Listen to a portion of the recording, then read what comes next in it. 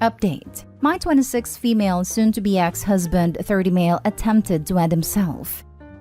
Original post. We've been married for 3 years, together for 6 years. Thankfully no kids yet. 2 weeks ago, I found out that my husband was having an affair with his co-worker for 2 or 3 months. I packed my bags and within 2 days I had moved out of his house completely. I haven't filed for divorce yet. The thing is, he never said a word to me. When I confronted him, he just sat there quietly like a statue. It was super frustrating because he wasn't giving me an explanation. Not even a simple, I did it because. I called him a loser and left the next day. I didn't reach out, he didn't either. I thought maybe he has already invited a co-worker to live with him now that the wife is finally out of the picture. His sister and I have always been super close and she called me recently. We chatted. And I asked about him and a coworker, but she told me that he has been following his normal routine as far as she knows. She doesn't visit him that often, so she didn't know much about how he's been doing. Well, I was angry and super upset. I thought that maybe still seeing the coworker, but I had no one to confirm it. 2 days ago, he emailed me. It was long and confusing. I didn't gather much because it seemed his thoughts were all over the place. And there were just so many grammar and spelling mistakes that I had to read some of the lines multiple times to understand them. My hunch is that he was drunk because he's very proficient in English, both speaking and writing. I only gather a few things from the email. That he was sorry and he didn't want to ruin our marriage like this. And that his affair had nothing to do with me and I was too good for him and whatnot. It all just seemed pathetic and I felt so disgusted by him. I wasn't planning on replying, but I ended up writing a short email back. I told him when I'll be filing the petition for divorce and that he should shove his excuses up his butt. In my defense, I was pissed and emotional. He didn't reply to that. I thought that was the end of it and went to sleep. Then, his sister calls me sometime after 3 a.m. and gives me the news. This woman tells me that he tried to end himself by ingesting my mother-in-law's sleeping pills. I didn't believe it at first, but she's sobbing and screaming on the other side of the phone, so it was obviously real. To be honest, even now it feels like I'm in a dream. It just doesn't feel real. My mother-in-law was the one who found him, and he's in the hospital right now. I've been sitting in the same place for hours now. His sister didn't ask me to come. I didn't ask if I should visit. She gave me the news and hung up. I called her again in the morning. She told me she'd call me back, but she hasn't yet. I didn't want to bother her, so I didn't call again. I'm confused now. Should I go and visit him? Should I just stay where I am? I unofficially left him at his house 2 weeks ago. We haven't talked except for the emails. He did mention in the email that he had been feeling depressed, but I thought it was another one of his pathetic excuses for cheating. At times, I remember what he put me through and I feel angry and hurt again. But I obviously never wanted him to do such a thing. I'm not going to get back together with him either way. Our marriage is over for me, but I'm stuck. On one hand, I feel obligated to visit and take care of him, but on the other hand, I feel like I have lost the right to do that. Because I left him, I don't plan on going back. I don't have any friends to ask advice from, so here I am. Reddit, what do I do? Now for the top advice before reading the update. He did it to get you back. It's a classic manipulation technique. The attempt was genuine. He's literally in the ICU. Plus, he's never been the manipulative or abusive kind. So doing that as a manipulation tactic seems out of his character. Follow through. You left him because he cheated on you. Stay the course. While the attempt is unfortunate, that's a complication, not a reason to change your mind. He earned the consequences for his cheating and must deal. Don't feel any obligation to him now to take care of him or anything else. He has family, and for that matter, let the affair partner pitch in. It's just hard sitting here and not doing anything. We've been together for so long, and I feel like it's human decency to visit him or his family at least once. No, your presence is highly likely only going to complicate things. If you feel you need to stay informed because you care, talk to the sister. If he's so unwell that he attempted to end himself, then he's probably better off focusing on his recovery rather than seeing you right now. You would be a reminder of everything he did wrong that led to his actions. If, however, his actions were a manipulation tactic to get you to forget what he did by making you feel sorry for him, then going to see him would only reinforce that his behavior works, and you risking falling into a cycle of threats until you feel trapped. Tread carefully.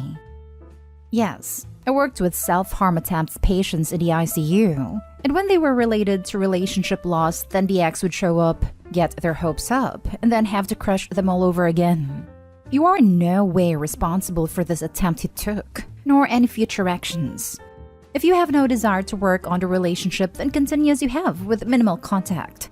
Be advised you will probably fall out with his family, as their main concern here is making him feel better as quickly as possible, and they will see you as a key component. Ultimately and objectively, the best thing is to stay consistent with your behavior. Sorry you have had to endure so much in a short time.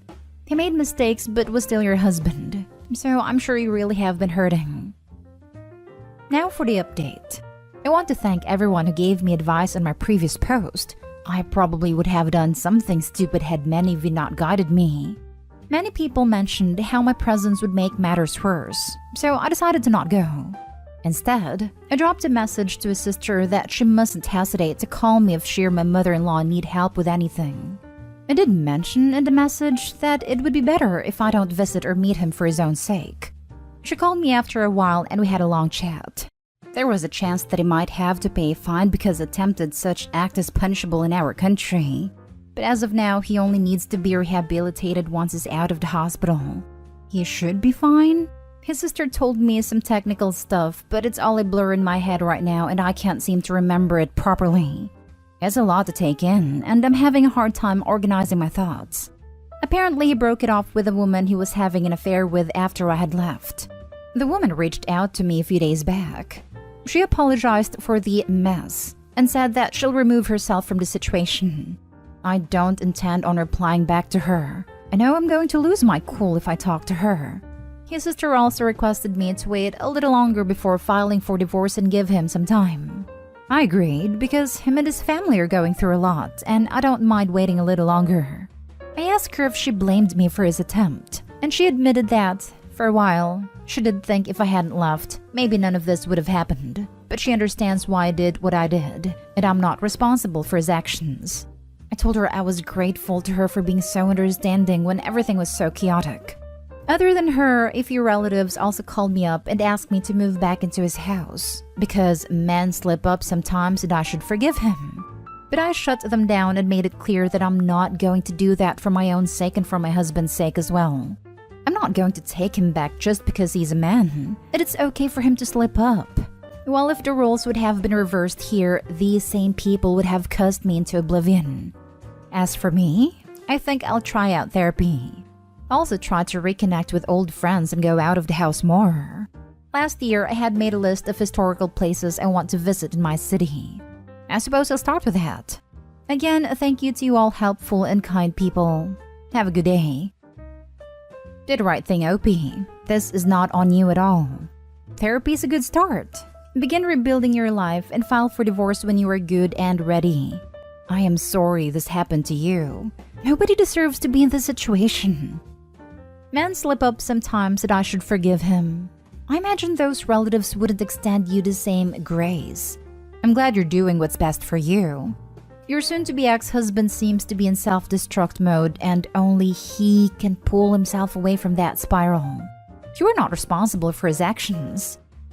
It sounds like you are making all the right decisions on your behalf, all the way up to putting his needs above your desire to be there physically at all. 2 to 3 months is unfortunately just too long of an affair to be reconciled, in my opinion, and a divorce is simply inevitable.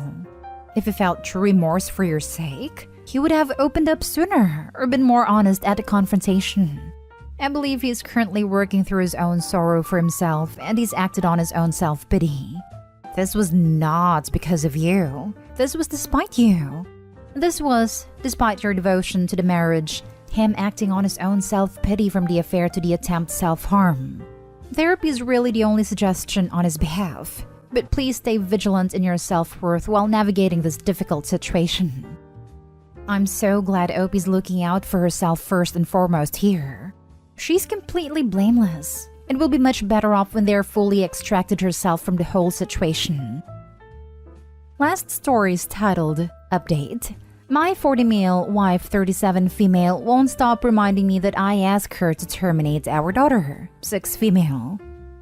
Original post.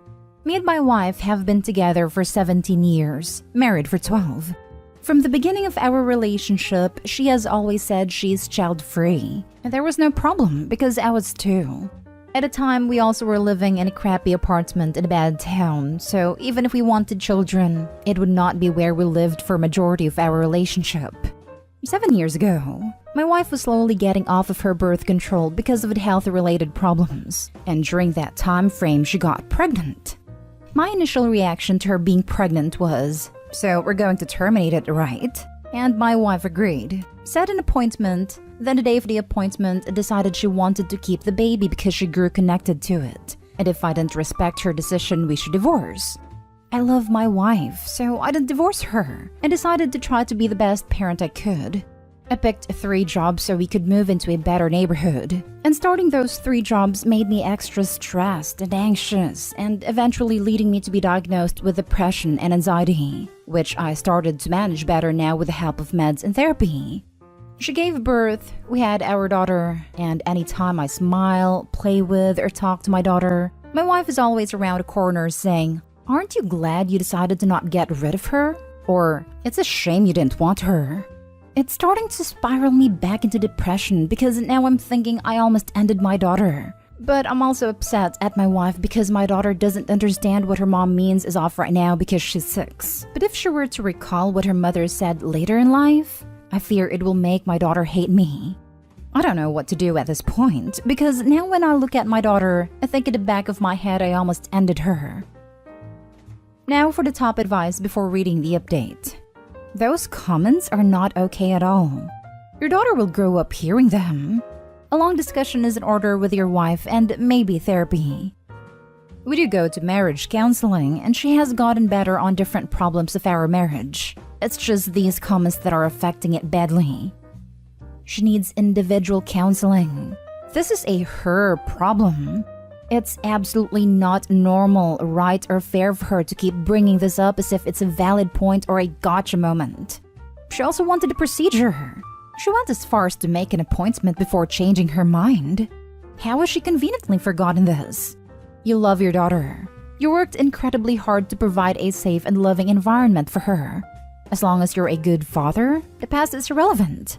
You should let her know that you won't continue to tolerate her mistreatment. She either works on herself and stops being cruel and hurtful, or you'll divorce her, for the sake of your own mental health, and for the sake of your child. Only you know what she's like overall, but just from this glimpse, she sounds thoroughly unpleasant. You either need extreme counseling or a divorce. Your wife's behavior is not normal behavior at all. Bro, that is beyond messed up. It's been 7 years. You were going off a previous agreement. She made a decision, and you backed her. She is mistreating and manipulating you emotionally and damaging your relationship with your daughter. Frankly, I couldn't stay with someone who behaved in this way. And now for the update. First off, I want to thank you all for the advice, and before I give the update, I would like to answer a few questions majority had. Have we tried counseling/therapy? Yes. We are both in individual therapies and marriage counseling, as is my daughter with a child therapist. Why would you remain intimate while my wife was getting off of birth control? One of the things our counselor said to try was an active intimate life at least twice a week. Also, because we were both under the impression if she were to get pregnant, then we would terminate it. Why haven't you divorced yet? Because I grew up in a split household, and the amount of times my parents fought over custody for me and my siblings is not something I would want my daughter to grow up in. I also don't want only to see my daughter half the time. Now to the update. I sat my wife down after dropping my daughter off at my parents' and told her if she kept making these comments, I would divorce her, and asked her to explain why she would tell me those things, and also told her how it was making me severely depressed again. Majority of you were right. She broke down and told me she hated being pregnant. She didn't want to be a mother anymore, and she hated the fact that she kept our daughter. She said she can't stand to look at me while I'm happy around our daughter because she hates that I became a good parent so quickly, because we were supposed to be child-free and I'm happy as a father. I told her I gave her the option to remain child-free, and she decided against it, so that's on her. She apologized multiple times and said she would still want to try to make the marriage work. It's just her own issues that are making her be such a witch. She also said she wants to be a good mother to our daughter, and after I told her that I was afraid our daughter would hate me when she is older, she broke down even more and apologized a ton. In the end, she said she wouldn't blame me if I wanted a divorce, but she would still want to try and make us work. Not only for our daughter's sake, but for our sake as well. We are currently working with our therapist and going to start doing family therapy, with her actually trying to change. We are sleeping in separate rooms, and only focusing on our daughter's happiness at the moment. Once again, thank you all, and I will update later on if needed. I'm glad you confronted her with those comments only to find out she hated it. I'm glad you all are in therapy and working things out. My eldest is 15 years old and can still remember things we told her when she was 5. The poison your wife has introduced into her relationship with your daughter is mistreatment, plain and simple. She resents and regrets being a mother, and she is taking it out on your daughter because she resents the relationship you two have. For me personally, that would be a red line. Your daughter is already old enough to make long-term memories of this. Your wife seems to have no intention of becoming Mother of the Year, and I truly fear for your daughter growing up with someone who has spewed those words. It is trying to keep them inside. Even if your wife never says it again, she will surely be thinking it, and your daughter will pick up on it.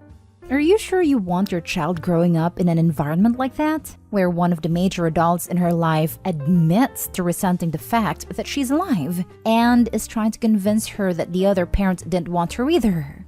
Can you imagine the long-term psychological scars that will leave your daughter with? Please ask yourself those questions. I'm sorry to be blunt, but choosing your marriage at this point is choosing to roll the dice with your daughter's mental health.